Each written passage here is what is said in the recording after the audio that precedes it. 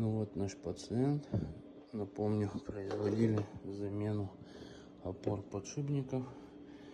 И теперь вот так вот машина у нас вращается без каких-либо посторонних шумов.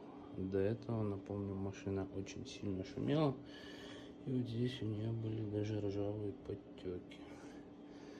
И теперь видим, опорные подшипники заменили. Они идут в комплекте с сальниками. Вот здесь вот один сальник.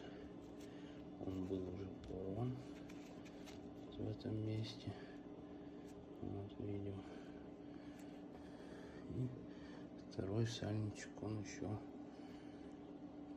более в худшем состоянии. Вот видите, его вот так вот разорвало. Поэтому заменили эти два узла, и теперь машинка будет работать отлично.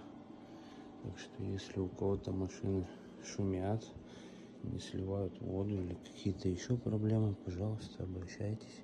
Будем рады вам оказать профессиональную помощь.